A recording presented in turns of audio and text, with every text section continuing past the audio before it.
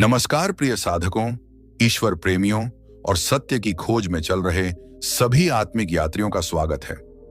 आज हम एक ऐसे रहस्य पर चिंतन करने जा रहे हैं जिसके बारे में बहुत कम लोग जानते हैं। संसार में कुछ ऐसी स्त्रियां होती हैं जिनके जीवन में भगवान की उपस्थिति अत्यंत गहरी होती है। वे सामान्य दिखाई देती हैं, साधारण जीवन जीती हैं, परिवार का ध्यान रखती हैं, अपने कर्तव्यों का पालन करती हैं, लेकिन उनके भीतर कुछ ऐसा होता है जो उन्हें परमात्मा के अत्यंत निकट ले जाता है।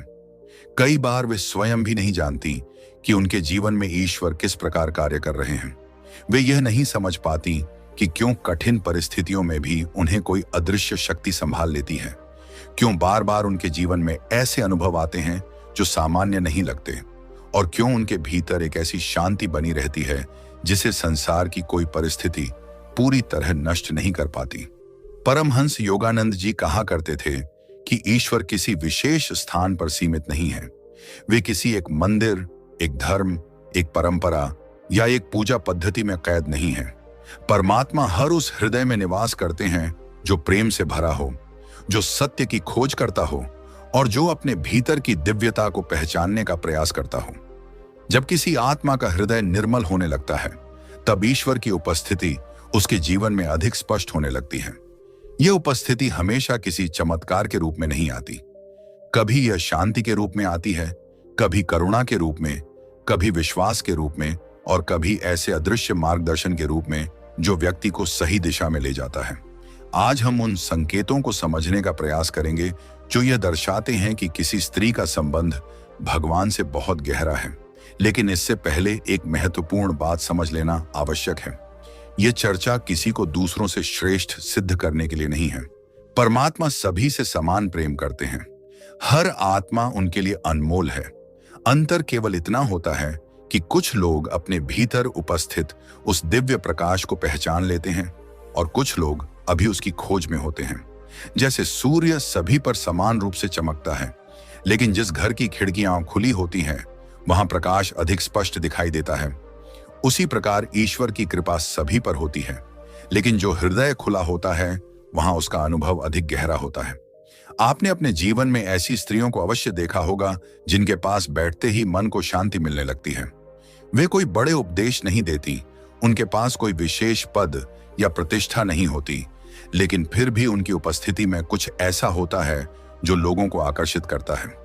उनके शब्दों में मधुरता होती है, उनकी दृष्टि में करुणा होती है और उनके व्यवहार में ऐसी सरलता होती है जो सीधे हृदय को स्पर्श करती है। ऐसे लोगों के बारे में अक्सर कहा जाता है कि इनके पास कोई विशेष आध्यात्मिक शक्ति है। वास्तव में वह शक्ति किसी बाहरी स्रोत से नहीं आती। वह शक्ति उस दिव्य संबंध का परिणाम होती है जो उनके और परमात्मा के बीच स्थापित हो चुका होता है। परमहंस योगानंद जी ने अपने जीवन में अनगिनत लोगों को देखा और उनकी आध्यात्मिक यात्राओं का अध्ययन किया। उन्होंने पाया कि ईश्वर के निकट पहुंचने का मार्ग बाहरी दिखावे से नहीं बल्कि आंतरिक परिवर्तन से होकर गुजरता है।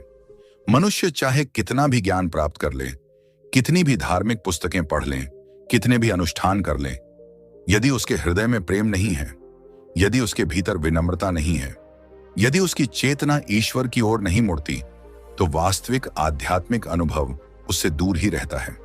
इसके विपरीत एक साधारण स्त्री जो सच्चे मन से भगवान को याद करती है, जो दूसरों के प्रति दया रखती है, जो अपने कर्तव्यों को ईश्वर की सेवा मानकर निभाती है, वह बहुत जल्दी उस अवस्था तक पहुंच सकती है जहां परमात्मा की उपस्थिति उसके जीवन का हिस्सा बन जाती है। संसार की दृष्टि में वह सामान्य हो सकती है, लेकिन आध्यात्मिक दृष्टि से वह अत्यंत समृद्ध होती है। जब कोई आत्मा धीरे धीरे ईश्वर के निकट पहुंचती है, तब उसके भीतर परिवर्तन शुरू हो जाता है। यह परिवर्तन बाहर से तुरंत दिखाई नहीं देता।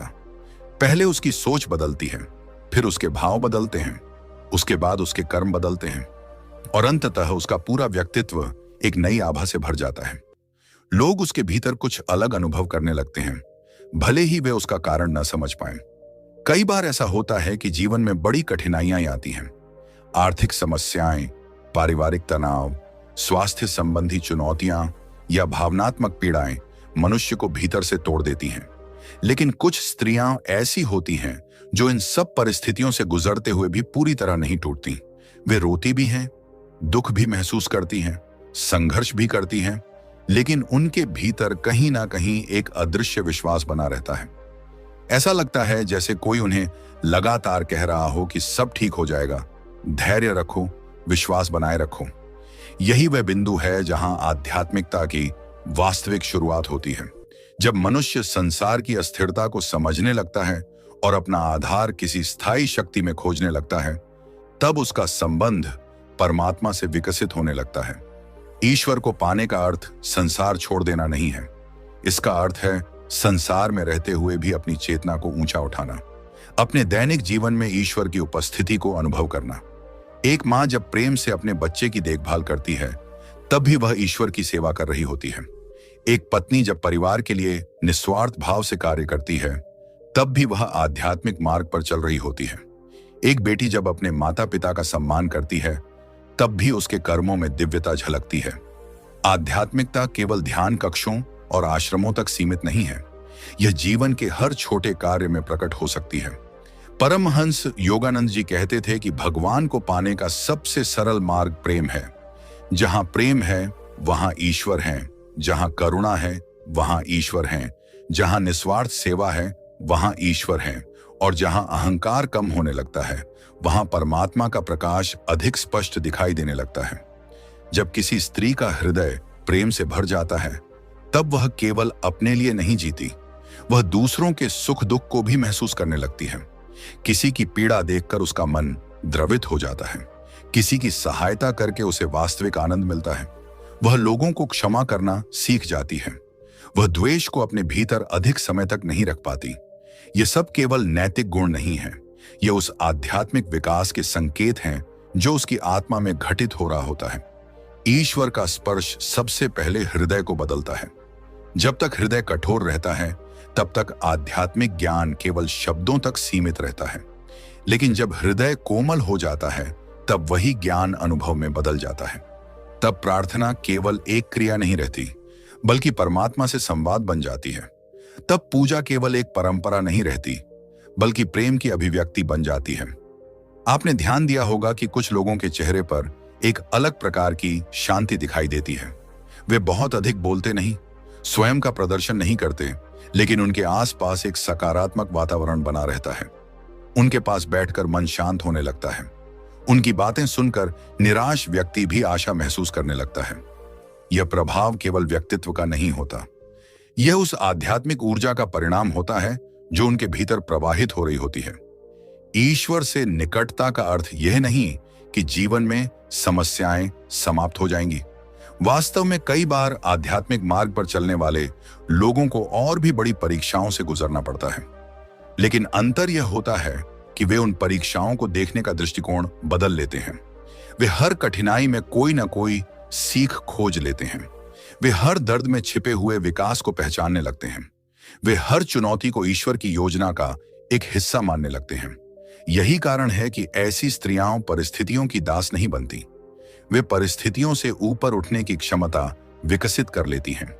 उनके भीतर एक आंतरिक शक्ति जागृत हो जाती है जो उन्हें बार बार संभाल लेती है। संसार इसे मानसिक दृढ़ता कह सकता है, लेकिन आध्यात्मिक दृष्टि से यह ईश्वर पर आधारित विश्वास का परिणाम होता है।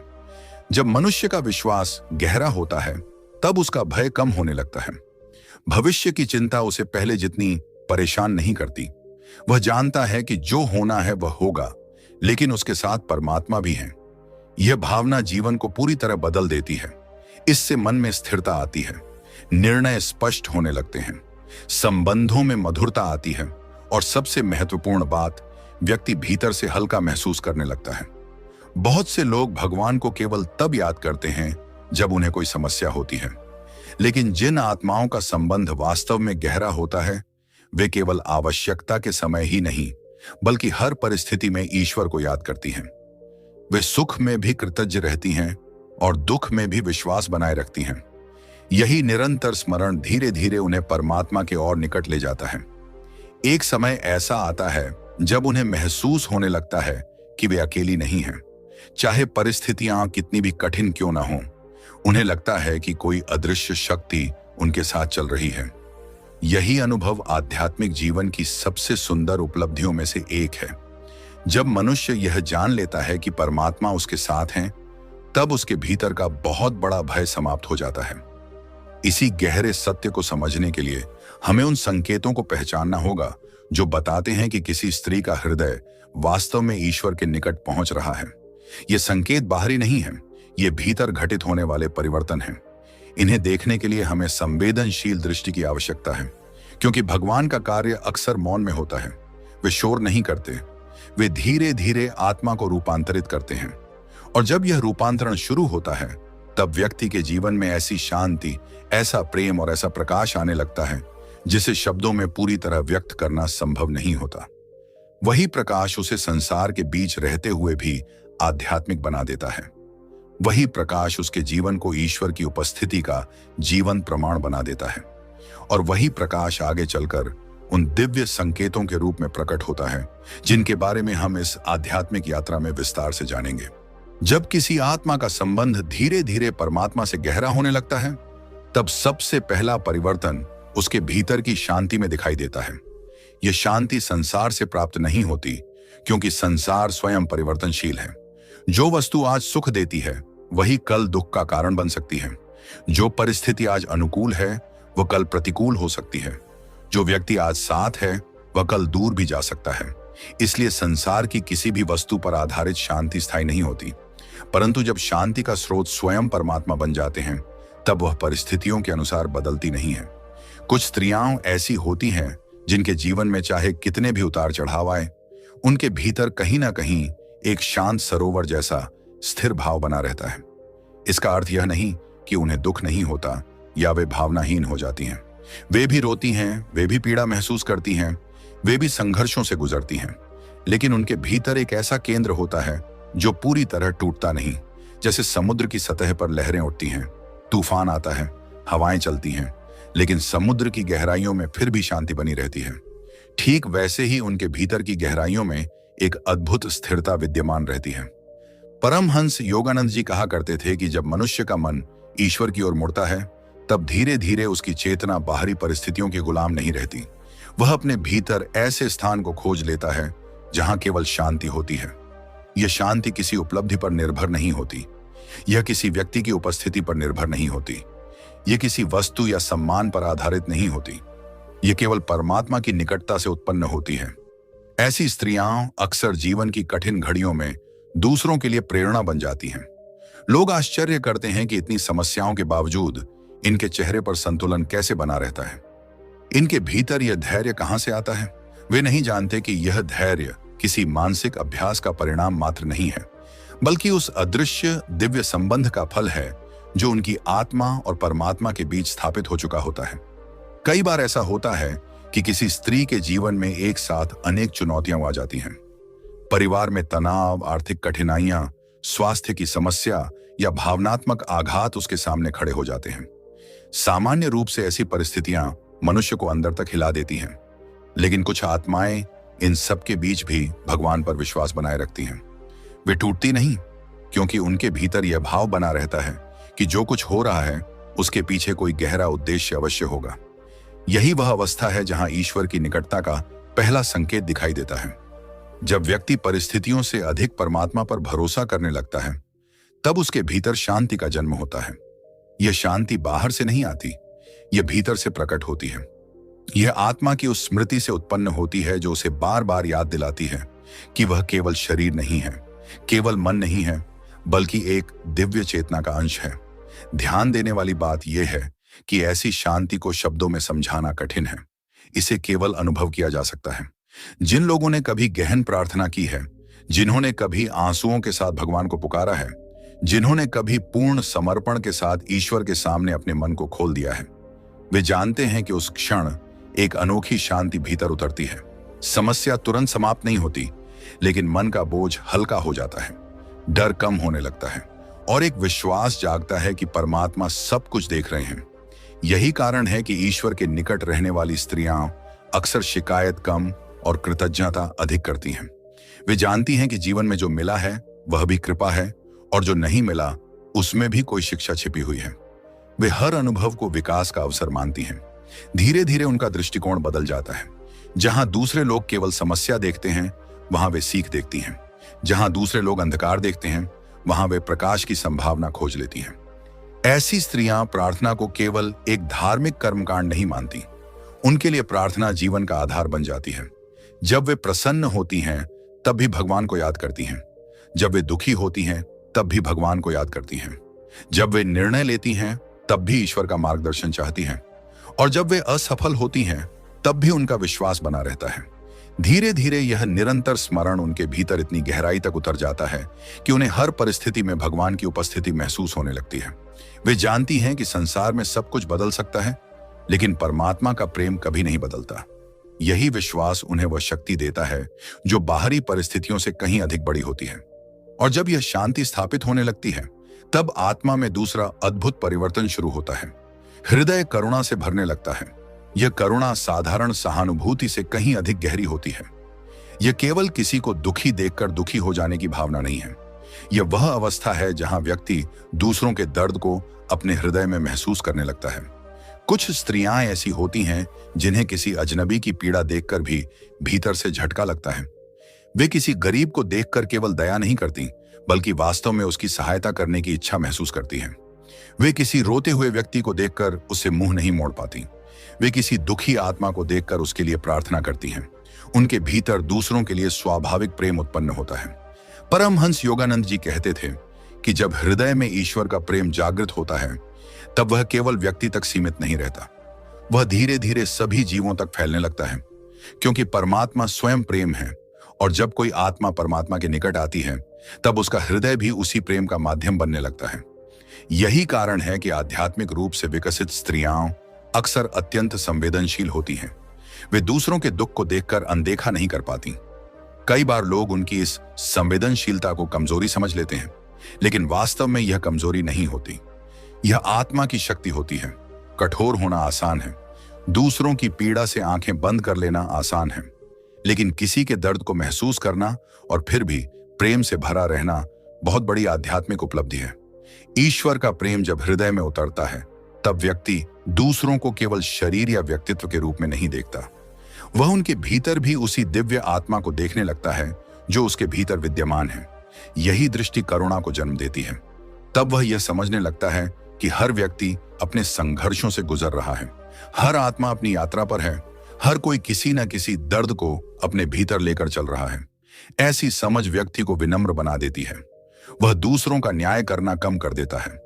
वह आलोचना करने से पहले समझने का प्रयास करता है। वह क्रोध करने से पहले करुणा का भाव रखता है, क्योंकि उसे एहसास होने लगता है कि जैसे उसे ईश्वर की कृपा की आवश्यकता है, वैसे ही हर दूसरे व्यक्ति को भी है। कई बार ऐसी स्त्रियां दूसरों की सहायता करके स्वयं आनंद महसूस करती हैं। उन्हें किसी की मदद करने के लिए प्रशंसा की आवश्यकता नहीं होती। उन्हें पहचान या सम्मान की अपेक्षा नहीं होती। वे सेवा इसलिए नहीं करती कि लोग उन्हें अच्छा कहें। वे सेवा इसलिए करती हैं क्योंकि उनका हृदय ऐसा करने के लिए प्रेरित करता है। यही निस्वार्थता आध्यात्मिक विकास का महत्वपूर्ण संकेत है। जब तक मनुष्य केवल अपने लाभ के बारे में सोचता है, तब तक उसकी चेतना सीमित रहती है। लेकिन जब वह दूसरों के सुख दुख में भाग लेने लगता है, तब उसकी चेतना विस्तृत होने लगती है, और चेतना का यही विस्तार उसे परमात्मा के और निकट ले जाता है। परमहंस योगानंद जी अक्सर कहते थे कि सच्चा आध्यात्मिक व्यक्ति वही है जिसके हृदय में प्रेम का विस्तार होता जाए। केवल ध्यान करना पर्याप्त नहीं है, केवल ज्ञान प्राप्त करना पर्याप्त नहीं है। यदि ध्यान और ज्ञान के बाद भी हृदय में करुणा नहीं जागती, तो आध्यात्मिक यात्रा अधूरी है। इसलिए जब किसी स्त्री का हृदय दूसरों के लिए द्रवित होने लगता है, जब वह दूसरों की भलाई के लिए प्रार्थना करने लगती है, जब उसे किसी के चेहरे पर मुस्कान देखकर वास्तविक खुशी महसूस होती है, तब यह संकेत हो सकता है कि ईश्वर उसके भीतर कार्य कर रहे हैं। ऐसी स्त्रियां अक्सर स्वयं बहुत कुछ सहन करती हैं, लेकिन फिर भी दूसरों को आशा देती हैं। वे अपने दर्द को बहाना बनाकर कठोर नहीं बनती, बल्कि अपने अनुभवों के कारण और अधिक दयालु हो जाती हैं। वे जानती हैं कि पीड़ा कैसी होती है, इसलिए वे किसी और को पीड़ा में नहीं देखना चाहती। यह करुणा केवल मनुष्यों तक सीमित नहीं रहती। कई बार उनका प्रेम पशुओं, पक्षियों, प्रकृति और समस्त जीवन तक फैल जाता है। वे हर जीव में ईश्वर की झलक देखने लगती हैं। उन्हें लगता है कि सृष्टि की प्रत्येक रचना में वही दिव्य चेतना कार्य कर रही है। यही वह अवस्था है जहां व्यक्ति धीरे धीरे प्रेम का स्रोत बनने लगता है। वह प्रेम मांगता नहीं बल्कि बांटता है। वह सम्मान की अपेक्षा नहीं करता बल्कि सम्मान देता है। वह समझे जाने की इच्छा से पहले दूसरों को समझने का प्रयास करता है और यही गुण उसे सामान्य लोगों से अलग बना देते हैं। जब कोई स्त्री इस प्रकार प्रेम और करुणा से भर जाती है, तब उसकी उपस्थिति ही एक आशीर्वाद बन जाती है। लोग उसके पास आकर सहज महसूस करते हैं।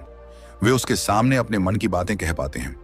उन्हें लगता है कि यहां उन्हें आलोचना नहीं मिलेगी बल्कि समझ मिलेगी। ऐसी आत्माएं संसार में ईश्वर के प्रेम का माध्यम बनती है। वे स्वयं को शायद साधारण समझती हों, लेकिन उनकी उपस्थिति अनेक लोगों के जीवन में प्रकाश लेकर आती है। वे वहां आशा जगाती हैं जहां निराशा होती है। वे वहां प्रेम देती हैं जहां कठोरता होती है। वे वहां शांति फैलाती हैं जहां अशांति होती है।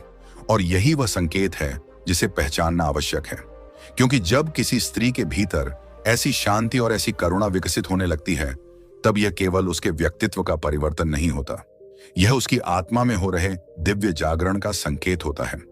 यह इस बात का प्रमाण होता है कि परमात्मा उसके जीवन में सक्रिय हैं, उसके हृदय को स्पर्श कर रहे हैं और उसे धीरे धीरे अपने ओर निकट ला रहे हैं। यही कारण है कि आध्यात्मिक मार्ग पर चलने वाले महापुरुष बार बार प्रेम, करुणा और आंतरिक शांति पर बल देते रहे हैं, क्योंकि यही वे गुण हैं जिनमें ईश्वर का प्रकाश सबसे स्पष्ट रूप से दिखाई देता है। और जब ये गुण किसी स्त्री के जीवन में स्वाभाविक रूप से प्रकट होने लगते हैं, तब समझ लेना चाहिए कि उसकी आत्मा परमात्मा की ओर बढ़ रही है और भगवान की कृपा उसके जीवन में एक विशेष रूप से कार्य कर रही है। जब किसी स्त्री के भीतर आंतरिक शांति स्थापित होने लगती है और उसका हृदय करुणा से भरने लगता है, तब उसकी आध्यात्मिक यात्रा एक और गहरे स्तर में प्रवेश करती है। यह वह अवस्था होती है जहां परमात्मा का मार्गदर्शन केवल धार्मिक ग्रंथों, उपदेशों या बाहरी शिक्षाओं के माध्यम से नहीं आता, बल्कि भीतर से आने लगता है। धीरे धीरे उसकी अंतरात्मा जागृत होने लगती है और वह उन सूक्ष्म संकेतों को समझने लगती है जिन्हें सामान्य मन अक्सर अनदेखा कर देता है। परमहंस योगानंद जी कहा करते थे कि ईश्वर हर समय मनुष्य से संवाद कर रहे हैं, लेकिन अधिकांश लोग अपने मन के शोर में इतने उलझे रहते हैं कि वे उस दिव्य आवाज को सुन नहीं पाते। इच्छाएं, भय, चिंताएं, क्रोध, अहंकार और असंख्य विचार मन के भीतर इतना कोलाहल पैदा कर देते हैं कि आत्मा की मधुर पुकार दब जाती है। लेकिन जब कोई व्यक्ति प्रार्थना, ध्यान, प्रेम और समर्पण के द्वारा अपने मन को शांत करने लगता है, तब उसके भीतर एक नई संवेदनशीलता जन्म लेने लगती है। कुछ स्त्रियां ऐसी होती हैं जिन्हें अचानक किसी बात का आभास हो जाता है। वे किसी व्यक्ति के बारे में बिना कुछ कहे ही महसूस कर लेती हैं कि वह दुखी है। कभी उन्हें किसी निर्णय के बारे में भीतर से स्पष्ट संकेत मिलने लगता है।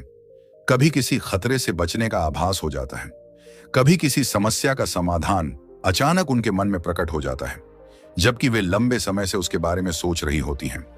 दुनिया इसे अंतर्ज्ञान कहती है, लेकिन आध्यात्मिक दृष्टि से यह केवल मानसिक क्षमता नहीं है, यह आत्मा की जागृति का संकेत है। जब चेतना शुद्ध होने लगती है, तब वह परमात्मा के सूक्ष्म मार्गदर्शन को ग्रहण करने योग्य बन जाती है। ध्यान रहे कि यह कोई चमत्कारिक शक्ति नहीं होती। इसका उद्देश्य भविष्य बताना या लोगों को प्रभावित करना नहीं होता। वास्तविक दिव्य मार्गदर्शन हमेशा व्यक्ति को सत्य, प्रेम, शांति और धर्म की ओर ले जाता है। यदि कोई भावना भय, घृणा, अहंकार या स्वार्थ को बढ़ाए, तो वह दिव्य प्रेरणा नहीं हो सकती। लेकिन यदि कोई प्रेरणा व्यक्ति को अधिक करुणामय, अधिक विनम्र, अधिक सत्यनिष्ठ और अधिक ईश्वरमय बनाए, तो उसमें आध्यात्मिक सत्य की झलक हो सकती है। बहुत बार ऐसा होता है कि कोई स्त्री किसी निर्णय को लेकर असमंजस में होती है। उसका मन अनेक दिशाओं में खिंच रहा होता है, लेकिन जब वह प्रार्थना करती है, जब वह अपने मन को शांत करती है, तब अचानक उसे भीतर से स्पष्टता मिलने लगती है। उसे ऐसा महसूस होता है जैसे कोई अदृश्य शक्ति उसे सही दिशा दिखा रही हो। यही वह अनुभव है जिसके बारे में संत और महापुरुष सदियों से बताते आए हैं। परमात्मा किसी ऊंची आवाज में नहीं बोलते, वे मन के गहरे मौन में बोलते हैं। उनकी भाषा शब्दों की नहीं बल्कि अनुभूति की होती है। वे आदेश नहीं देते बल्कि संकेत देते हैं। वे दबाव नहीं डालते बल्कि प्रेरित करते हैं। जब कोई स्त्री नियमित रूप से भगवान का स्मरण करती है, तब उसका संबंध अपनी अंतरात्मा से मजबूत होने लगता है। वह केवल बाहरी सलाह पर निर्भर नहीं रहती, वह अपने भीतर की उस शांत आवाज को सुनना सीख जाती है जो उसे सही और गलत का बोध कराती है। आज की दुनिया में बहुत से लोग बाहरी जानकारी से भरे हुए हैं, लेकिन भीतर से भ्रमित हैं।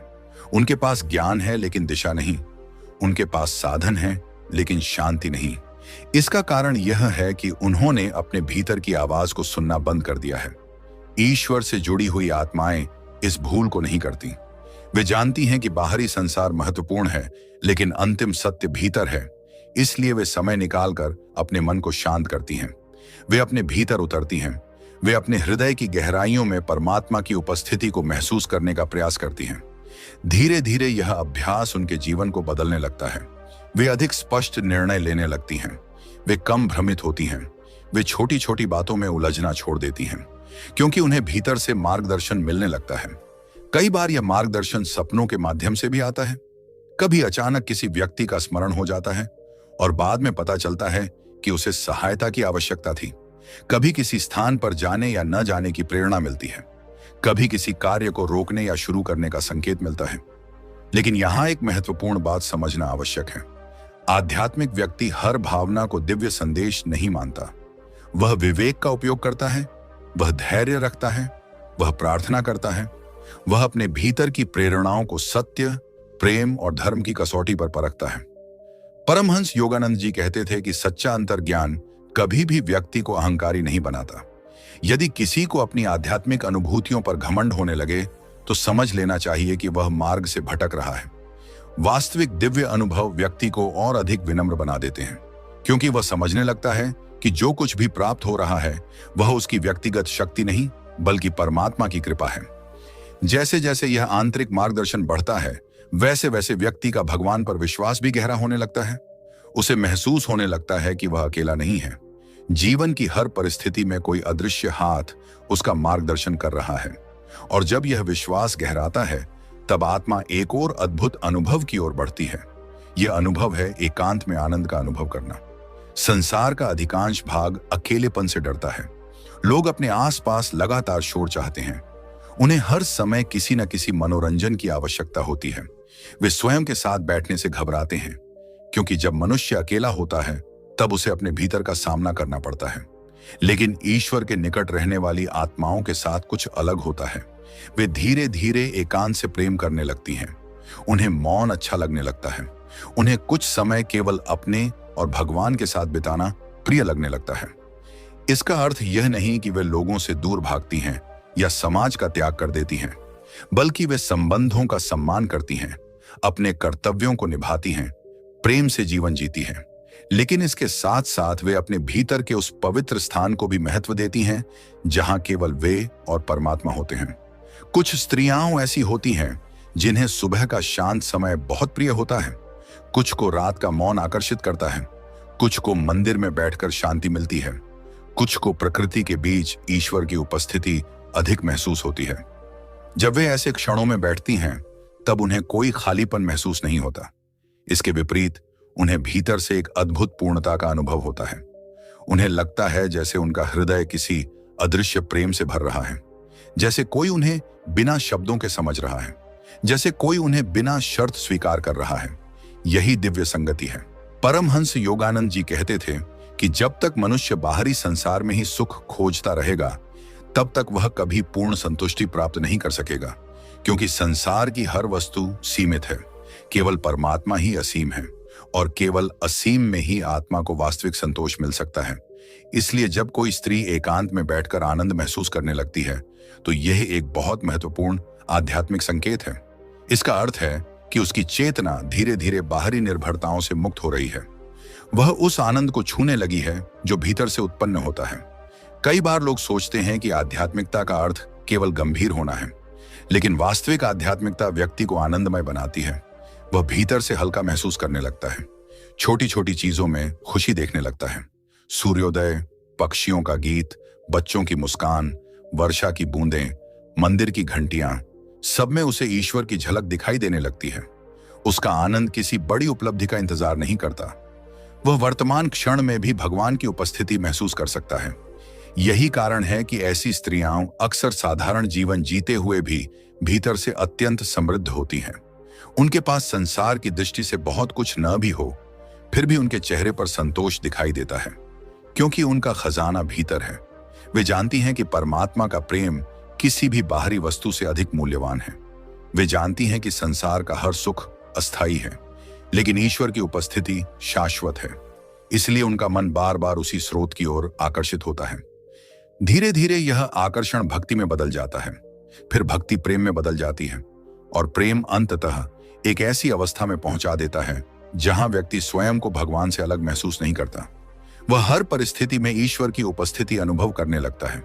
वह दुख में भी उनकी कृपा देखता है, वह सुख में भी उनकी कृपा देखता है, वह सफलता में भी उन्हें याद रखता है और असफलता में भी उनका हाथ थामे रहता है। यही आध्यात्मिक परिपक्वता है। और जब कोई स्त्री इस अवस्था की ओर बढ़ने लगती है, जब उसे भीतर से मार्गदर्शन मिलने लगता है, जब वह एकांत में आनंद अनुभव करने लगती है, जब उसका विश्वास बाहरी परिस्थितियों से ऊपर उठने लगता है, तब यह केवल मानसिक परिवर्तन नहीं होता। यह इस बात का संकेत होता है कि उसकी आत्मा परमात्मा के ओर निकट पहुंच रही है। ईश्वर का कार्य हमेशा भीतर से शुरू होता है। पहले वे मन को शांत करते हैं, फिर हृदय को प्रेम से भरते हैं, फिर अंतरात्मा को जागृत करते हैं, फिर व्यक्ति को अपने मौन में बुलाते हैं और अंततः उसे उस दिव्य सत्य का अनुभव कराते हैं जिसके लिए आत्मा जन्मों से खोज कर रही होती है। यही कारण है कि जो स्त्रियां वास्तव में भगवान के निकट होती हैं, उनके जीवन में बाहरी चमक दमक से अधिक आंतरिक प्रकाश दिखाई देता है। उनकी शक्ति उनके शब्दों में नहीं, बल्कि उनकी उपस्थिति में होती है। उनका प्रभाव उनके पद में नहीं, बल्कि उनके प्रेम में होता है।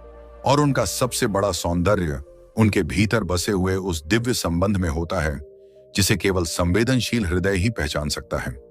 जब कोई आत्मा धीरे धीरे उस अवस्था तक पहुंचने लगती है जहां उसे अपने भीतर से मार्गदर्शन मिलने लगता है, जहां एकांत उसे भयभीत करने के बजाय आनंद देने लगता है, तब उसके जीवन में एक और गहरा परिवर्तन शुरू होता है। यह परिवर्तन बाहर से देखने पर बहुत साधारण प्रतीत हो सकता है, लेकिन आध्यात्मिक दृष्टि से यह अत्यंत महत्वपूर्ण होता है। यह वह अवस्था है जहां व्यक्ति केवल भगवान के बारे में सुनता या पढ़ता नहीं, बल्कि अपने जीवन की घटनाओं में उनकी उपस्थिति को अनुभव करने लगता है। बहुत से लोग ईश्वर पर विश्वास करते हैं, लेकिन उनका विश्वास परिस्थितियों के अनुसार बदलता रहता है। जब सब कुछ अच्छा चल रहा होता है, तब वे भगवान का धन्यवाद करते हैं, लेकिन जैसे ही कोई कठिनाई आती है, उनका विश्वास डगमगाने लगता है। वे प्रश्न करने लगते हैं कि यदि भगवान हैं, तो मेरे साथ ऐसा क्यों हुआ? यदि भगवान मुझसे प्रेम करते हैं, तो मुझे यह पीड़ा क्यों मिली? यह स्वाभाविक है, क्योंकि मनुष्य का मन सीमित है और वह जीवन की हर घटना के पीछे छिपे हुए उद्देश्य को तुरंत नहीं समझ पाता। लेकिन कुछ स्त्रियां ऐसी होती हैं जिनके भीतर धीरे धीरे एक अलग प्रकार का विश्वास विकसित होने लगता है। वे भी कठिनाइयों से गुजरती हैं, वे भी दुख का अनुभव करती हैं, लेकिन उनका हृदय पूरी तरह निराश नहीं होता। उनके भीतर कहीं ना कहीं यह भावना बनी रहती है कि परमात्मा जो कर रहे हैं, उसके पीछे कोई गहरा कारण अवश्य होगा। परमहंस योगानंद जी कहा करते थे कि जब मनुष्य का विश्वास परिपक्व होने लगता है, तब वह केवल उन बातों पर भरोसा नहीं करता जो उसकी समझ में आती हैं। वह उन बातों पर भी भरोसा करना सीखता है जिन्हें वह अभी समझ नहीं पा रहा। यही वास्तविक श्रद्धा है। श्रद्धा का अर्थ अंधविश्वास नहीं है। श्रद्धा का अर्थ है यह जानना कि परमात्मा की बुद्धि हमारी बुद्धि से कहीं अधिक व्यापक है। हम जीवन का केवल एक छोटा सा भाग देख पाते हैं, लेकिन भगवान संपूर्ण चित्र को देखते हैं। हम वर्तमान क्षण की पीड़ा को देखते हैं, लेकिन वे उस भविष्य को भी देखते हैं जो उस पीड़ा से जन्म लेने वाला है। कई बार ऐसा होता है कि जीवन में जो घटना उस समय सबसे बड़ी समस्या लगती है, वही बाद में सबसे बड़ा आशीर्वाद सिद्ध होती है। एक असफलता व्यक्ति को सही दिशा में ले जाती है। एक टूटन उसे अधिक मजबूत बना देती है। एक नुकसान उसे किसी बड़े लाभ के लिए तैयार कर देता है। ईश्वर के निकट रहने वाली स्त्रियां धीरे धीरे इस सत्य को समझने लगती हैं। इसलिए वे हर घटना को केवल सतह पर देखकर निर्णय नहीं करती। वे धैर्य रखती हैं, वे प्रतीक्षा करती हैं, वे विश्वास बनाए रखती हैं। उनके जीवन में भी ऐसे क्षण आते हैं जब सब कुछ अंधकार में प्रतीत होता है। कभी ऐसा लगता है कि प्रार्थनाएं सुनी नहीं जा रही, कभी ऐसा लगता है कि संघर्ष समाप्त होने का नाम नहीं ले रहा, कभी ऐसा लगता है कि सारी कोशिशें व्यर्थ हो रही हैं। लेकिन फिर भी वे भगवान का हाथ नहीं छोड़ती। यही वह गुण है जो उन्हें आध्यात्मिक रूप से विशेष बनाता है। जब व्यक्ति केवल अनुकूल परिस्थितियों में भगवान को याद करता है, तब उसका संबंध अभी प्रारंभिक अवस्था में होता है। लेकिन जब वह प्रतिकूल परिस्थितियों में भी ईश्वर को याद करता है, तब उसका संबंध गहरा होने लगता है। और जब वह कठिनाइयों के बीच भी भगवान पर विश्वास बनाए रखता है, तब उसकी आत्मा वास्तव में आध्यात्मिक रूप से विकसित होने लगती है। कुछ स्त्रियां ऐसी होती हैं जो अपने जीवन में अनेक परीक्षाओं से गुजरती हैं, लेकिन उन परीक्षाओं के कारण उनका हृदय कठोर नहीं होता। वे निराशा के कारण कटु नहीं बनती। वे अपने दर्द के कारण दूसरों से प्रेम करना नहीं छोड़ती, बल्कि कई बार उनका विश्वास और अधिक गहरा हो जाता है। यह इसलिए होता है क्योंकि उन्होंने अपने जीवन में बार बार ईश्वर की कृपा का अनुभव किया होता है। उन्होंने देखा होता है कि जब सब रास्ते बंद हो गए थे, तब कोई नया रास्ता खुल गया। जब सारी उम्मीदें समाप्त हो गई थीं, तब कोई सहायता अप्रत्याशित रूप से आ गई। जब वे पूरी तरह टूटने वाली थीं, तब किसी अदृश्य शक्ति ने उन्हें संभाल लिया। ऐसे अनुभव धीरे धीरे उनके भीतर यह विश्वास स्थापित कर देते हैं कि चाहे परिस्थिति कैसी भी हो, परमात्मा उन्हें कभी नहीं छोड़ेंगे। यही विश्वास उनके चेहरे पर दिखाई देता है। यही विश्वास उनके शब्दों में झलकता है। यही विश्वास उनकी प्रार्थनाओं को गहराई देता है। और जब यह विश्वास लगातार बढ़ता है, तब व्यक्ति के भीतर एक अद्भुत परिवर्तन होता है। उसका भय कम होने लगता है। भय मनुष्य के जीवन की सबसे बड़ी बाधाओं में से एक है। भविष्य का भय, असफलता का भय, बीमारी का भय, संबंधों के टूटने का भय, मृत्यु का भय, इन सब के कारण मनुष्य का बहुत बड़ा हिस्सा तनाव में जीता है। लेकिन जब किसी स्त्री का विश्वास परमात्मा में गहरा होने लगता है, तब धीरे धीरे उसके भय की पकड़ कमजोर होने लगती है। वह जानती है कि जीवन में सब कुछ उसके नियंत्रण में नहीं है। वह जानती है कि भविष्य को पूरी तरह सुरक्षित नहीं बनाया जा सकता। लेकिन वह यह भी जानती है कि जो शक्ति पूरे ब्रह्मांड को संभाल रही है, वही उसके जीवन को भी संभाल रही है। यही ज्ञान उसे भीतर से मुक्त करने लगता है। इसका अर्थ यह नहीं कि वह लापरवाह हो जाती है। वह अपने कर्तव्यों को पूरी निष्ठा से निभाती है। वह आवश्यक प्रयास करती है। वह जिम्मेदारियों से भागती नहीं, लेकिन वह परिणामों को लेकर अत्यधिक चिंतित नहीं रहती। वह समझने लगती है कि प्रयास उसका कार्य है और परिणाम परमात्मा के हाथ में है। यही समर्पण धीरे धीरे उसके मन को हल्का करने लगता है। परमहंस योगानंद जी कहते थे कि चिंता वह भार है जिसे मनुष्य स्वयं अपने कंधों पर रखता है, जबकि भगवान उसे उठाने के लिए सदैव तैयार रहते हैं। लेकिन इसके लिए व्यक्ति को विश्वास करना पड़ता है। जब कोई स्त्री वास्तव में विश्वास करना सीख जाती है, तब उसकी प्रार्थनाएं भी बदल जाती हैं। वह केवल मांगना बंद कर देती है। वह कहना शुरू करती है, हे प्रभु, जो मेरे लिए सर्वोत्तम हो वही कीजिए। यह प्रार्थना साधारण नहीं है। ऐसी प्रार्थना केवल वही कर सकता है जिसने अपने अहंकार को कुछ हद तक छोड़ दिया हो, जिसने यह स्वीकार कर लिया हो कि परमात्मा उससे अधिक जानते हैं, जिसने यह समझ लिया हो कि उसकी सीमित इच्छाओं से कहीं अधिक व्यापक ईश्वर की योजना है। और जब व्यक्ति इस प्रकार समर्पण करना सीखता है, तब उसके जीवन में एक नई शांति उतरती है। धीरे धीरे उसे महसूस होने लगता है कि वह अकेला नहीं है। वास्तव में वह कभी अकेला था ही नहीं। परमात्मा हर समय उसके साथ थे। अंतर केवल इतना था कि पहले वह इसे महसूस नहीं कर पाता था। यही अनुभव उसे मौन की ओर और अधिक आकर्षित करने लगता है, क्योंकि जितना अधिक व्यक्ति भीतर जाता है, उतना अधिक उसे ईश्वर की उपस्थिति महसूस होती है। आज अधिकांश लोग शोर में जी रहे हैं, बाहरी शोर और मानसिक शोर दोनों में। उनका मन लगातार भाग रहा है। वे एक क्षण के लिए भी रुकना नहीं चाहते, लेकिन ईश्वर की उपस्थिति को महसूस करने के लिए रुकना आवश्यक है। कुछ स्त्रियां धीरे धीरे यह सीख जाती हैं। वे अपने दिन में कुछ ऐसे क्षण निकालती हैं जब वे केवल भगवान के साथ होती हैं। वे प्रार्थना करती हैं, वे ध्यान करती हैं, वे मौन में बैठती हैं, वे अपने हृदय की बातें परमात्मा से कहती हैं। और आश्चर्य की बात यह है कि इन क्षणों में उन्हें जो आनंद मिलता है, वह संसार की अनेक उपलब्धियों से अधिक गहरा होता है, क्योंकि आत्मा का वास्तविक भोजन ईश्वर की उपस्थिति है। जैसे शरीर को भोजन चाहिए, वैसे ही आत्मा को भी दिव्य स्पर्श चाहिए। जब आत्मा लंबे समय तक उससे वंचित रहती है, तब व्यक्ति भीतर से खाली महसूस करने लगता है, चाहे उसके पास संसार की कितनी भी उपलब्धियां क्यों न हों। लेकिन जब कोई आत्मा नियमित रूप से परमात्मा से जुड़ती है, तब उसके भीतर एक अलग प्रकार की तृप्ति जन्म लेने लगती है। यही कारण है कि ईश्वर के निकट रहने वाली स्त्रियां कई बार बाहरी परिस्थितियों से अधिक प्रभावित नहीं होती। उनका सुख केवल बाहरी चीजों पर निर्भर नहीं रहता। वे भीतर से पोषित होने लगती हैं। वे प्रकृति में भगवान को देखने लगती हैं। उन्हें हवा के झोंकों में ईश्वर का स्पर्श महसूस होता है। उन्हें पक्षियों के गीत में ईश्वर का संगीत सुनाई देता है। उन्हें सूर्य की किरणों में परमात्मा का प्रकाश दिखाई देता है। धीरे धीरे उनका पूरा जीवन एक प्रार्थना बन जाता है। उन्हें केवल मंदिर में ही भगवान का अनुभव नहीं होता, उन्हें रसोई में भी भगवान दिखाई देते हैं। उन्हें अपने बच्चों की मुस्कान में भी भगवान दिखाई देते हैं। उन्हें सेवा में भी भगवान दिखाई देते हैं। उन्हें हर जीव में परमात्मा की झलक दिखाई देने लगती है। यही आध्यात्मिक दृष्टि है। जब यह दृष्टि विकसित होने लगती है, तब व्यक्ति संसार को पहले जैसा नहीं देखता।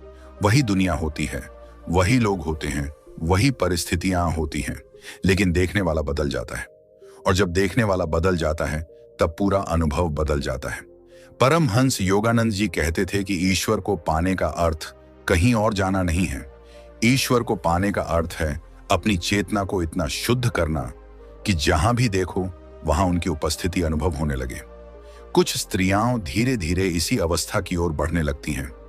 उनके भीतर प्रेम बढ़ता है, उनके भीतर करुणा बढ़ती है, उनके भीतर विश्वास बढ़ता है, उनके भीतर समर्पण बढ़ता है, और इन्हीं गुणों के कारण उनका जीवन एक जीवित आध्यात्मिक संदेश बन जाता है।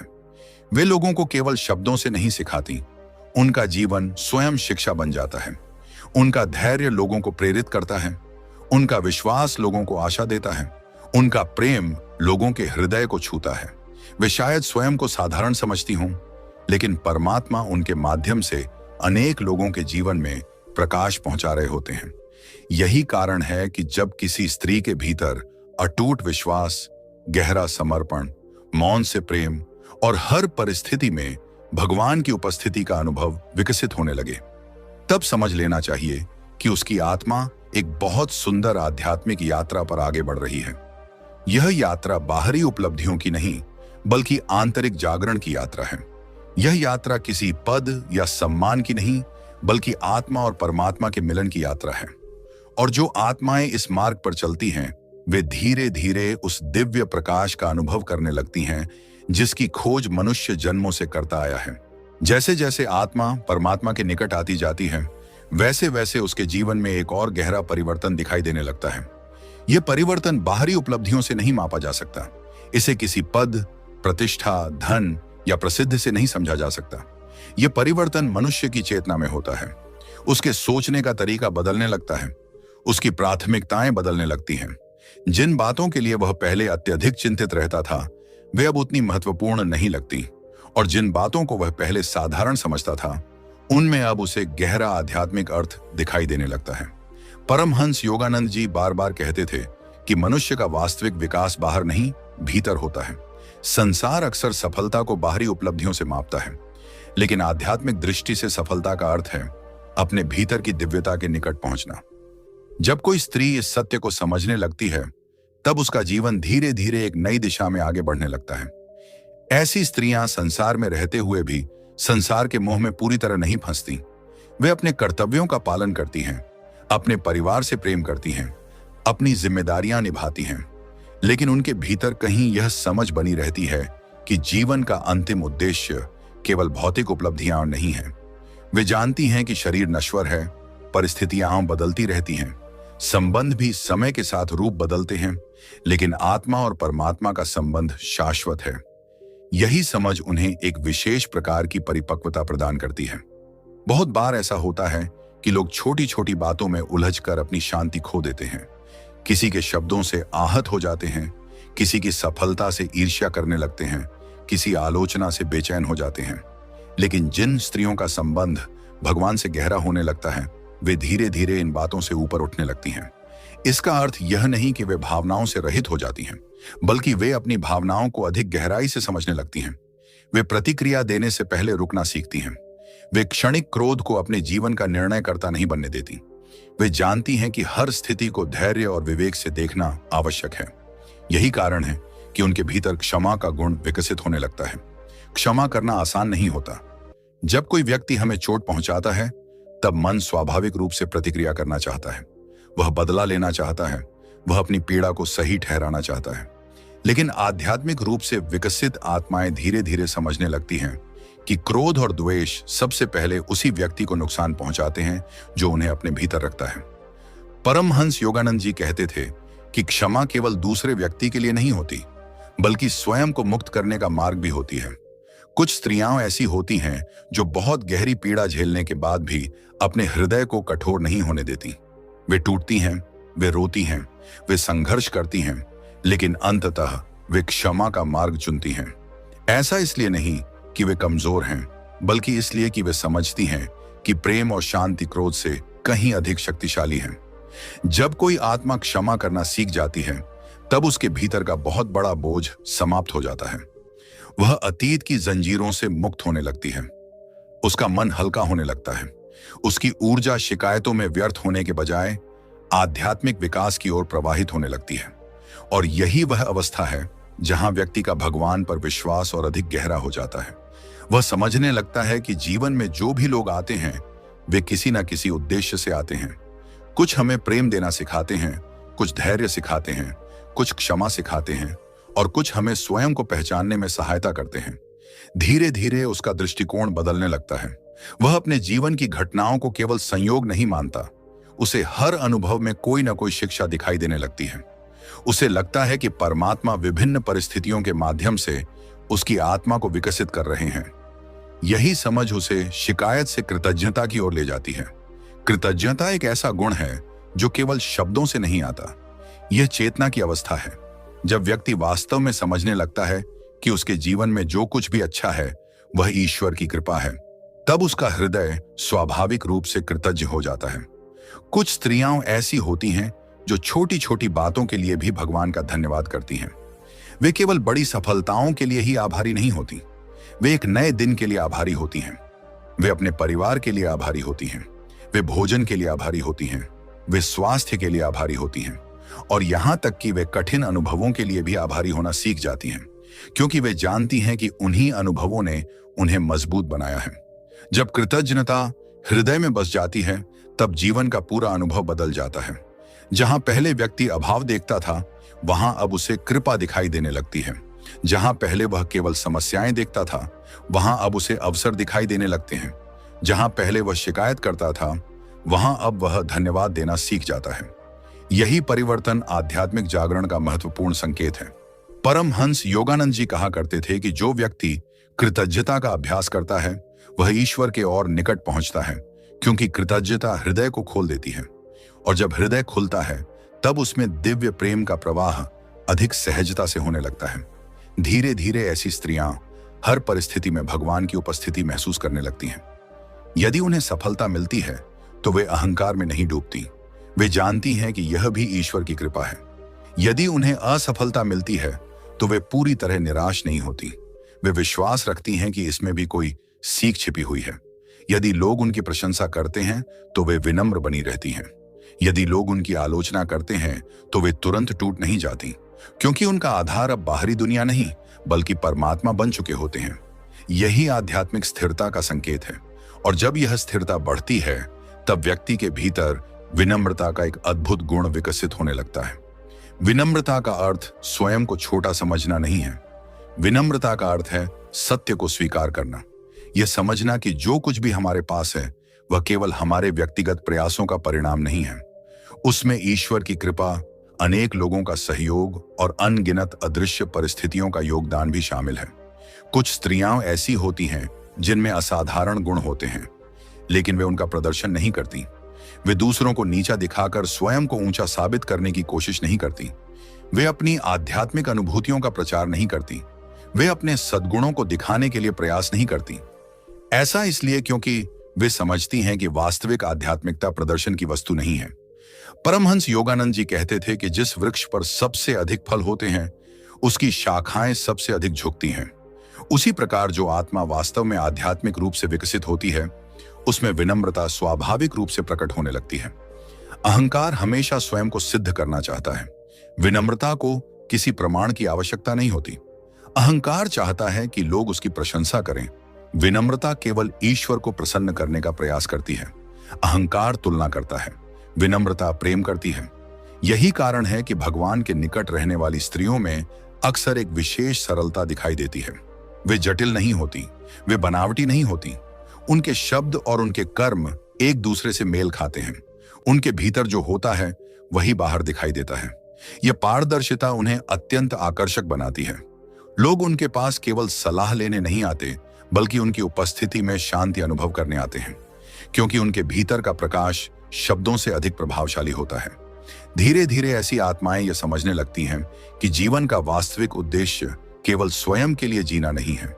वे दूसरों के जीवन में भी प्रकाश लाने का प्रयास करती हैं। वे जहां जाती हैं वहां प्रेम बांटती हैं। वे जहां रहती हैं वहां सकारात्मक ऊर्जा फैलाती हैं। वे लोगों को निराशा से आशा की ओर ले जाने का प्रयास करती हैं। और यह सब वे किसी विशेष योजना के तहत नहीं करती। यह उनके स्वभाव का हिस्सा बन जाता है, क्योंकि जब ईश्वर का प्रेम किसी हृदय में भर जाता है, तब वह प्रेम अपने आप दूसरों तक पहुंचने लगता है। उसे रोका नहीं जा सकता। वह सुगंध की तरह फैलता है, वह प्रकाश की तरह फैलता है, वह शांति की तरह फैलता है। और यही वह अवस्था है जहां व्यक्ति का जीवन स्वयं एक प्रार्थना बन जाता है। वह केवल पूजा के समय भगवान को याद नहीं करता, वह हर कार्य को ईश्वर को समर्पित करने लगता है।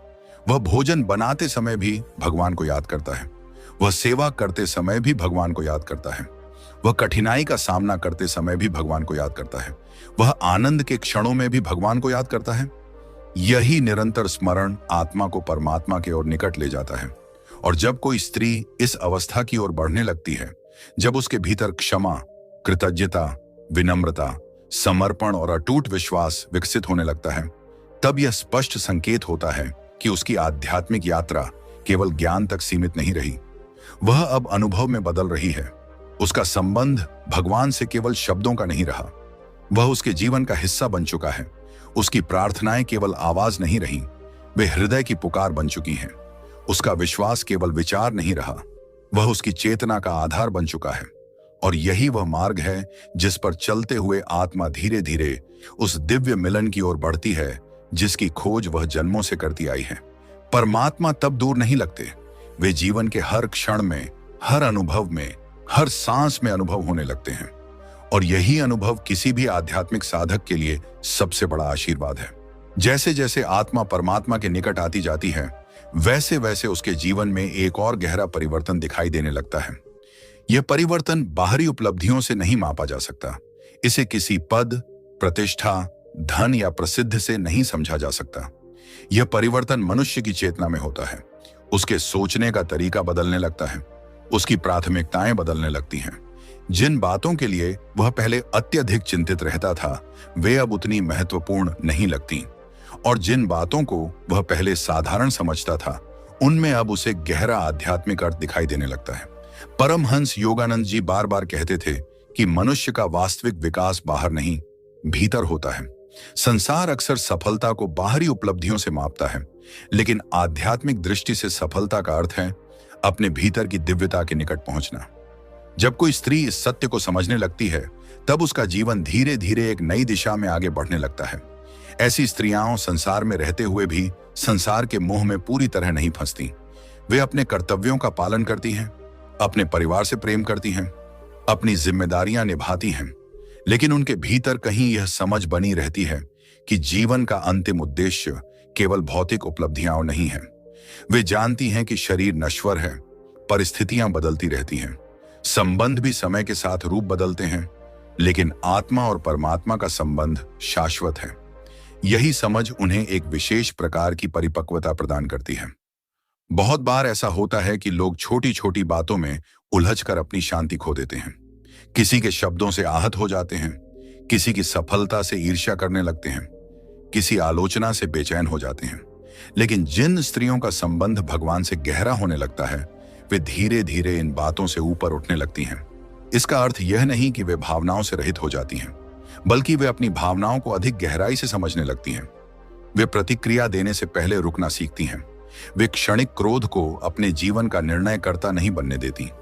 वे जानती हैं कि हर स्थिति को धैर्य और विवेक से देखना आवश्यक है। यही कारण है कि उनके भीतर क्षमा का गुण विकसित होने लगता है। क्षमा करना आसान नहीं होता। जब कोई व्यक्ति हमें चोट पहुंचाता है, तब मन स्वाभाविक रूप से प्रतिक्रिया करना चाहता है। वह बदला लेना चाहता है, वह अपनी पीड़ा को सही ठहराना चाहता है। लेकिन आध्यात्मिक रूप से विकसित आत्माएं धीरे धीरे समझने लगती हैं कि क्रोध और द्वेष सबसे पहले उसी व्यक्ति को नुकसान पहुंचाते हैं जो उन्हें अपने भीतर रखता है। परमहंस योगानंद जी कहते थे कि क्षमा केवल दूसरे व्यक्ति के लिए नहीं होती, बल्कि स्वयं को मुक्त करने का मार्ग भी होती है। कुछ स्त्रियां ऐसी होती हैं जो बहुत गहरी पीड़ा झेलने के बाद भी अपने हृदय को कठोर नहीं होने देती। वे टूटती हैं, वे रोती हैं, वे संघर्ष करती हैं, लेकिन अंततः वे क्षमा का मार्ग चुनती हैं। ऐसा इसलिए नहीं कि वे कमजोर हैं, बल्कि इसलिए कि वे समझती हैं कि प्रेम और शांति क्रोध से कहीं अधिक शक्तिशाली हैं। जब कोई आत्मा क्षमा करना सीख जाती है, तब उसके भीतर का बहुत बड़ा बोझ समाप्त हो जाता है। वह अतीत की जंजीरों से मुक्त होने लगती है। उसका मन हल्का होने लगता है। उसकी ऊर्जा शिकायतों में व्यर्थ होने के बजाय आध्यात्मिक विकास की ओर प्रवाहित होने लगती है। और यही वह अवस्था है जहां व्यक्ति का भगवान पर विश्वास और अधिक गहरा हो जाता है। वह समझने लगता है कि जीवन में जो भी लोग आते हैं, वे किसी न किसी उद्देश्य से आते हैं। कुछ हमें प्रेम देना सिखाते हैं, कुछ धैर्य सिखाते हैं, कुछ क्षमा सिखाते हैं, और कुछ हमें स्वयं को पहचानने में सहायता करते हैं। धीरे धीरे उसका दृष्टिकोण बदलने लगता है। वह अपने जीवन की घटनाओं को केवल संयोग नहीं मानता। उसे हर अनुभव में कोई ना कोई शिक्षा दिखाई देने लगती है। उसे लगता है कि परमात्मा विभिन्न परिस्थितियों के माध्यम से उसकी आत्मा को विकसित कर रहे हैं। यही समझ उसे शिकायत से कृतज्ञता की ओर ले जाती है। कृतज्ञता एक ऐसा गुण है जो केवल शब्दों से नहीं आता। यह चेतना की अवस्था है। जब व्यक्ति वास्तव में समझने लगता है कि उसके जीवन में जो कुछ भी अच्छा है वह ईश्वर की कृपा है, तब उसका हृदय स्वाभाविक रूप से कृतज्ञ हो जाता है। कुछ स्त्रियां ऐसी होती हैं जो छोटी छोटी बातों के लिए भी भगवान का धन्यवाद करती हैं। वे केवल बड़ी सफलताओं के लिए ही आभारी नहीं होती, वे एक नए दिन के लिए आभारी होती हैं। वे अपने परिवार के लिए आभारी होती हैं, वे भोजन के लिए आभारी होती हैं, वे स्वास्थ्य के लिए आभारी होती हैं, और यहां तक कि वे कठिन अनुभवों के लिए भी आभारी होना सीख जाती हैं, क्योंकि वे जानती हैं कि उन्हीं अनुभवों ने उन्हें मजबूत बनाया है। जब कृतज्ञता हृदय में बस जाती है, तब जीवन का पूरा अनुभव बदल जाता है। जहां पहले व्यक्ति अभाव देखता था, वहां अब उसे कृपा दिखाई देने लगती है। जहां पहले वह केवल समस्याएं देखता था, वहां अब उसे अवसर दिखाई देने लगते हैं। जहां पहले वह शिकायत करता था, वहां अब वह धन्यवाद देना सीख जाता है। यही परिवर्तन आध्यात्मिक जागरण का महत्वपूर्ण संकेत है। परमहंस योगानंद जी कहा करते थे कि जो व्यक्ति कृतज्ञता का अभ्यास करता है, वह ईश्वर के और निकट पहुंचता है, क्योंकि कृतज्ञता हृदय को खोल देती है, और जब हृदय खुलता है, तब उसमें दिव्य प्रेम का प्रवाह अधिक सहजता से होने लगता है। धीरे धीरे ऐसी स्त्रियां हर परिस्थिति में भगवान की उपस्थिति महसूस करने लगती हैं। यदि उन्हें सफलता मिलती है, तो वे अहंकार में नहीं डूबती। वे जानती हैं कि यह भी ईश्वर की कृपा है। यदि उन्हें असफलता मिलती है, तो वे पूरी तरह निराश नहीं होती। वे विश्वास रखती हैं कि इसमें भी कोई सीख छिपी हुई है। यदि लोग उनकी प्रशंसा करते हैं, तो वे विनम्र बनी रहती हैं। यदि लोग उनकी आलोचना करते हैं, तो वे तुरंत टूट नहीं जाती, क्योंकि उनका आधार अब बाहरी दुनिया नहीं, बल्कि परमात्मा बन चुके होते हैं। यही आध्यात्मिक स्थिरता का संकेत है। और जब यह स्थिरता बढ़ती है, तब व्यक्ति के भीतर विनम्रता का एक अद्भुत गुण विकसित होने लगता है। विनम्रता का अर्थ स्वयं को छोटा समझना नहीं है। विनम्रता का अर्थ है सत्य को स्वीकार करना। यह समझना कि जो कुछ भी हमारे पास है, वह केवल हमारे व्यक्तिगत प्रयासों का परिणाम नहीं है।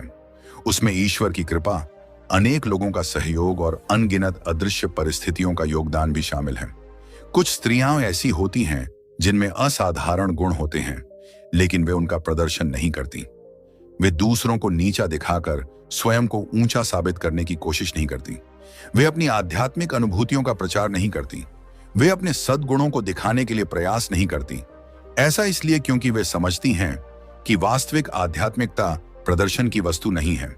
परमहंस योगानंद जी कहते थे कि जिस वृक्ष पर सबसे अधिक फल होते हैं, उसकी शाखाएं सबसे अधिक झुकती हैं।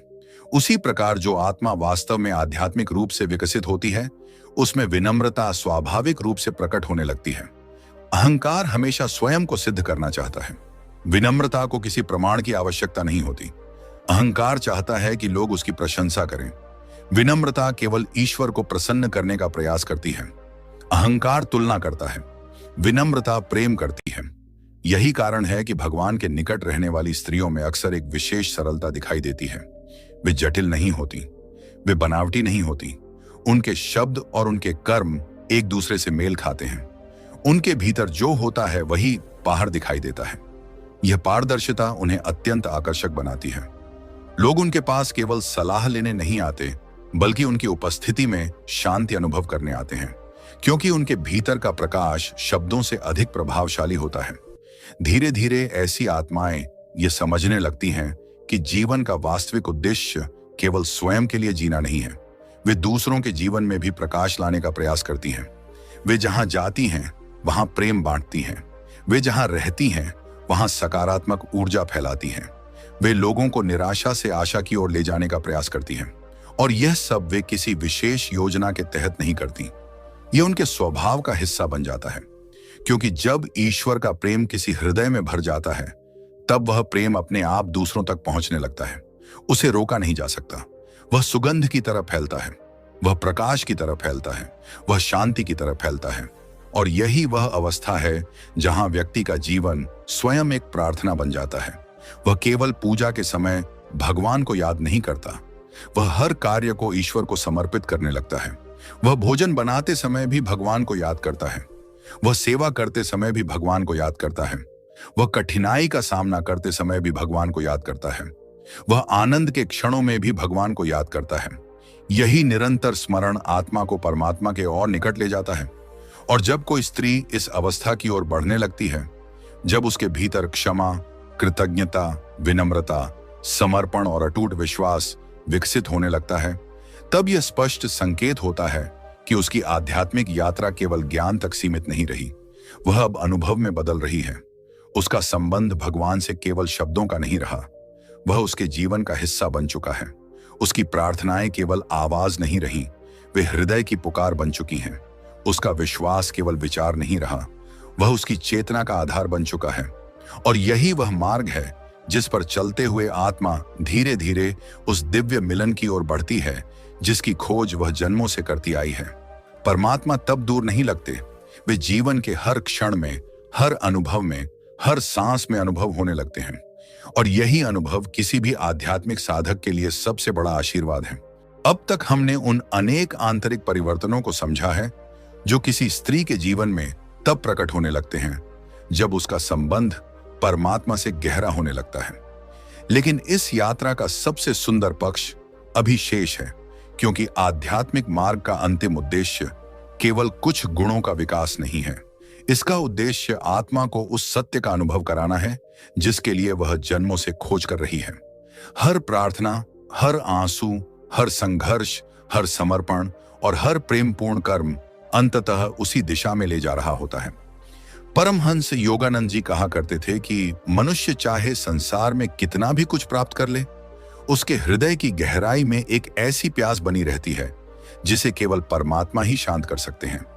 धन, सम्मान, प्रसिद्धि, संबंध और उपलब्धियां जीवन को सुविधाजनक बना सकती हैं, लेकिन वे आत्मा की उस अंतिम खोज को पूरा नहीं कर सकती जो अनंत की तलाश में है। इसीलिए हम देखते हैं कि कुछ लोग सब कुछ होने के बाद भी भीतर से खाली महसूस करते हैं, जबकि कुछ लोग साधारण जीवन जीते हुए भी गहरे आनंद और संतोष से भरे रहते हैं। अंतर बाहरी परिस्थितियों में नहीं होता, अंतर उनके भीतर स्थापित उस संबंध में होता है जो उन्होंने ईश्वर के साथ बनाया है। कुछ स्त्रियां धीरे धीरे इस सत्य को पहचानने लगती हैं।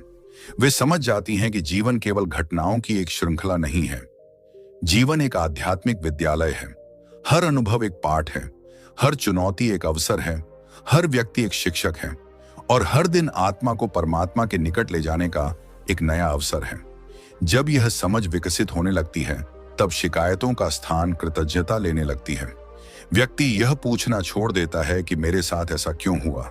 वह पूछना शुरू कर देता है कि प्रभु, इस अनुभव के माध्यम से आप मुझे क्या सिखाना चाहते हैं। यह परिवर्तन छोटा नहीं है, यही वह क्षण है जहां साधारण जीवन आध्यात्मिक जीवन में बदलने लगता है। अब व्यक्ति परिस्थितियों का शिकार नहीं रहता, वह उनके माध्यम से विकसित होने लगता है। कुछ स्त्रियां ऐसी होती हैं जिन्होंने अपने जीवन में बहुत पीड़ा देखी होती है। उन्होंने अस्वीकार किया जाना भी देखा होता है। उन्होंने अकेलापन भी महसूस किया होता है। उन्होंने संघर्ष भी झेले होते हैं, लेकिन इन सब के बावजूद उनके हृदय में प्रेम बना रहता है। यह कोई साधारण उपलब्धि नहीं है।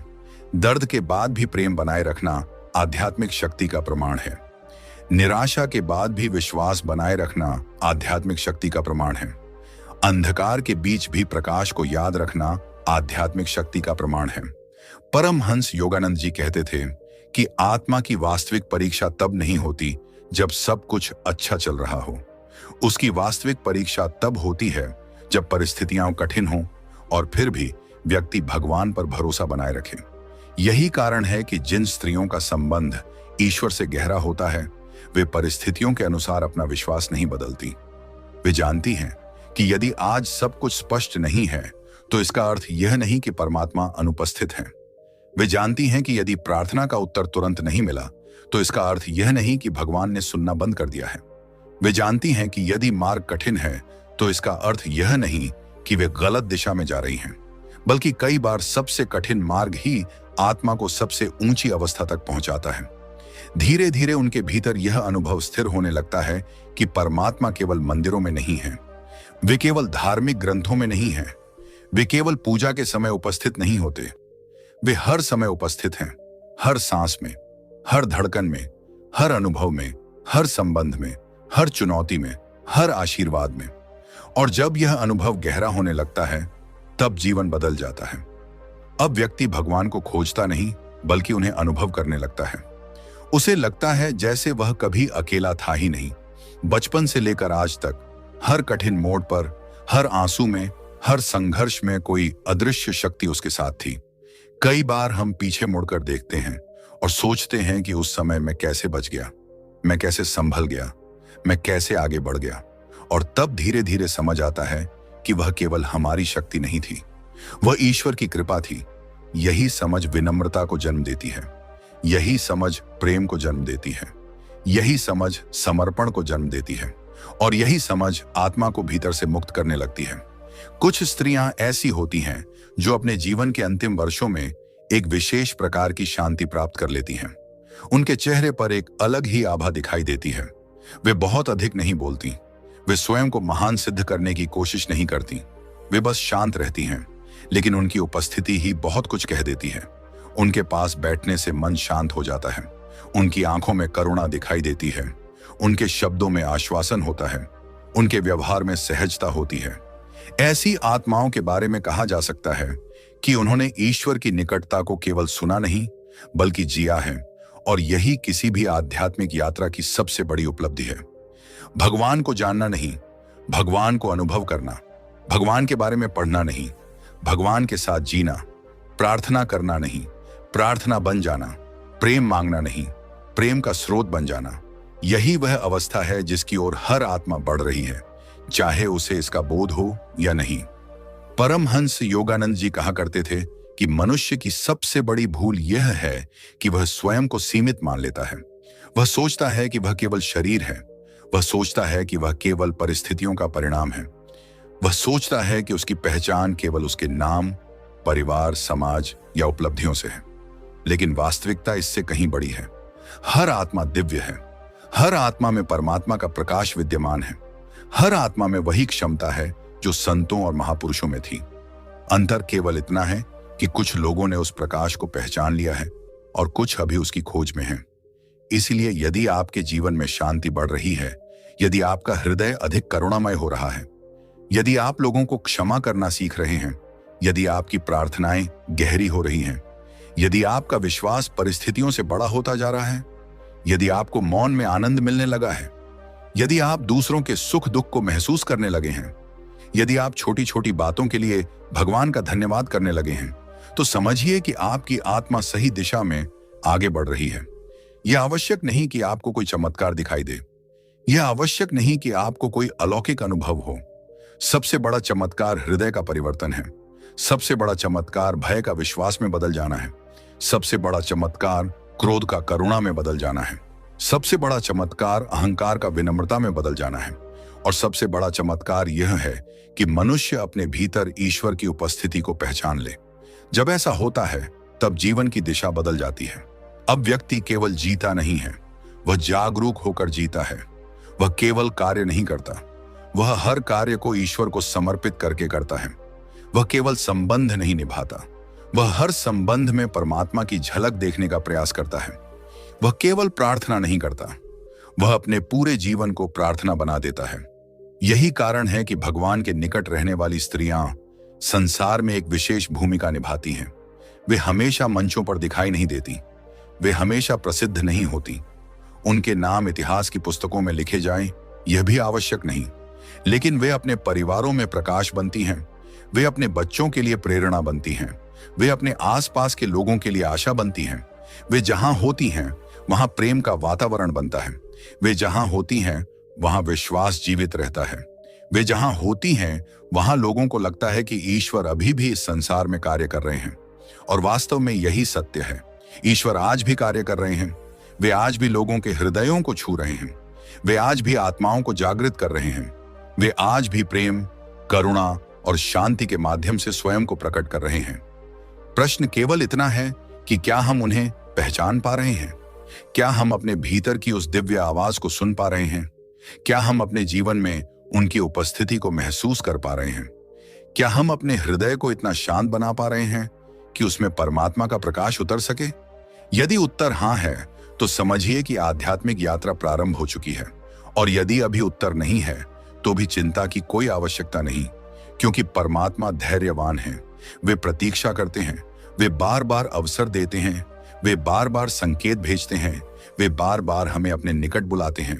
और जिस दिन आत्मा पूरे हृदय से उनकी ओर मुड़ती है उसी दिन से परिवर्तन प्रारंभ हो जाता है।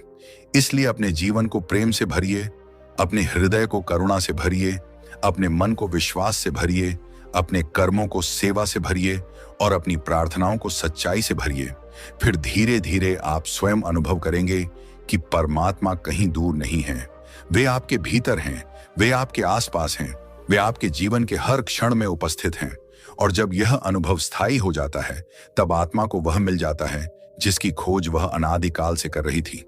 वही शांति, वही प्रेम, वही आनंद, वही दिव्य मिलन और वही परम सत्य जिसे जानकर संतों ने कहा था कि ईश्वर को पाने के बाद पाने योग्य कुछ भी शेष नहीं रहता, क्योंकि तब आत्मा अपने वास्तविक घर को पहचान लेती है और परमात्मा के प्रेम में विश्राम पा लेती है।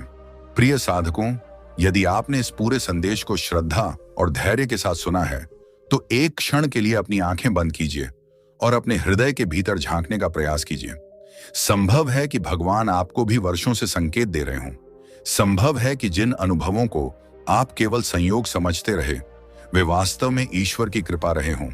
संभव है कि जिन कठिनाइयों को आप अपने जीवन का सबसे बड़ा बोझ मानते रहे वही आपको परमात्मा के और निकट लाने का माध्यम बनी हो। याद रखिए, भगवान हमेशा चमत्कारों के माध्यम से नहीं आते। कई बार वे शांति बनकर आते हैं, कई बार वे विश्वास बनकर आते हैं, कई बार वे किसी अजनबी की सहायता बनकर आते हैं, कई बार वे आपकी प्रार्थनाओं के मौन उत्तर बनकर आते हैं और कई बार वे आपके अपने ही हृदय में एक दिव्य अनुभूति के रूप में प्रकट होते हैं। परमहंस योगानंद जी का संदेश भी यही था कि ईश्वर को बाहर खोजने से पहले अपने भीतर खोजो, क्योंकि जिस परम सत्य को हम संसार में ढूंढते फिरते हैं वह हमारी आत्मा के सबसे निकट पहले से ही मौजूद है। यदि आज की इस आध्यात्मिक यात्रा ने आपके हृदय को स्पर्श किया हो तो आज सोने से पहले केवल 5 मिनट भगवान के साथ अकेले बैठिए। उनसे कुछ मांगिए मत, केवल उनका धन्यवाद कीजिए। अपने जीवन की हर अच्छी और बुरी घटना के लिए कृतज्ञता व्यक्त कीजिए और फिर देखिए कि आपके भीतर कैसी शांति उतरती है।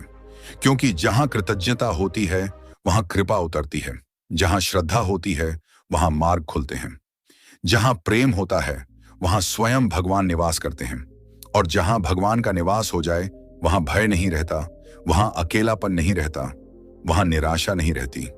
वहां केवल शांति होती है, केवल प्रकाश होता है, केवल दिव्य प्रेम होता है। ईश्वर करे कि आपके जीवन का हर दिन अधिक शांत हो, आपका हृदय अधिक प्रेमपूर्ण हो, आपकी प्रार्थनाएं अधिक सच्ची हों और आपका संबंध परमात्मा से पहले से कहीं अधिक गहरा हो जाए। इसी मंगल कामना के साथ मैं आपसे विदा लेता हूं। AUM शांति, AUM प्रेम, AUM आनंद। जय गुरु, जय परमात्मा।